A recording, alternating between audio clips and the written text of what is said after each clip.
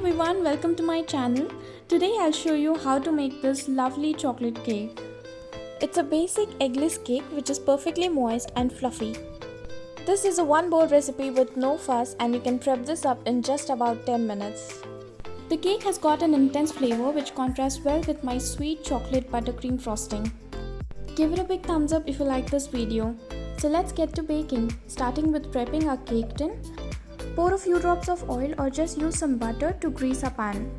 Brush it nicely and use a butter paper or just dust some flour thoroughly. This step is really important as we don't want our cake to stick to the pan. I've also set my oven to preheat at 175 degrees Celsius or 320 Fahrenheit. Now let's sift in our dry ingredients with 1/4 cup of all-purpose flour, 1 teaspoon of baking soda, 1 teaspoon of baking powder and 1/4 cup of cocoa powder. Sifting our dry ingredients here is again a very important step as we don't want any lumps in our batter. If you're new here, then welcome to my channel. I hope you are enjoying my videos, and if yes, then please don't forget to subscribe to my channel. Mix this well and add 1 cup of brown sugar. You can also replace this with 1 cup of white sugar. Mix this well from the bottom of the bowl as we want all the ingredients to combine well. Time for our wet ingredients. Here I've used 1 teaspoon of instant coffee powder with some hot water, half cup of warm milk, half a cup of any oil except for olive, 1 teaspoon salt, 1 tablespoon of white vinegar, half tablespoon of vanilla extract and 1 cup of hot water. Combine this well, making sure we don't overmix our batter or the cake will turn out to be chewy. Just fold in the mixture and don't worry if the mixture is a little bit runny. It has to be of this consistency. Transfer the mixture to the pan. Here I am using a 6-inch cake pan. Tap it a couple of times to remove the air bubbles. Bake this at 175 degrees Celsius or 320 Fahrenheit for 30 to 45 minutes or until a stick comes out clean. Our cake is baked and ready, and it's soft and fluffy and everything a cake needs to be. So let's go ahead and decorate this with some yummy frosting. Keep watching for the recipe.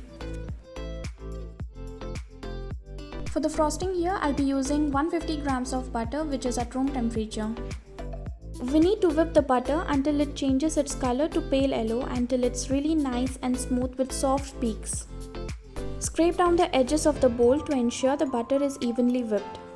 You need to whip the butter on a low speed. This recipe needs 220 grams of icing sugar, which I'll be adding in the butter in 3 small batches. This helps proper combining of the sugar with the butter. I'm whipping this on a medium speed. Because we are making chocolate buttercream frosting, I'll be sifting in 10 grams of cocoa powder.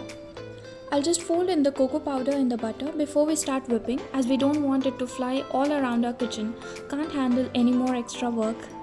Anyway, whip this on a low speed for about a minute and then add in 1 teaspoon of vanilla extract and 2 tablespoons of melted dark chocolate.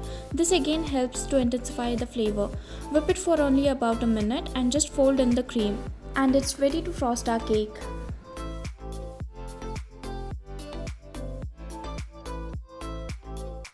Before we start frosting, I'll even out the top of the cake and cut it so that I have 2 layers of cake. And then frost it accordingly.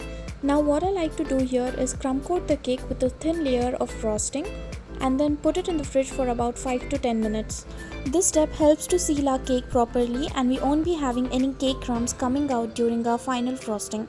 This usually takes a lot of my time and patience, but the final deal makes all of that work hard worth it. So don't put yourself down if you don't get it right for the first time. No one does, at least not me. It's just all about practice.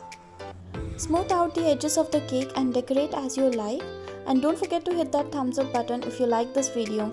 If you give this a try, do share your pictures with me on Instagram at Nabila Ayaz with the hashtag DineTheDivine.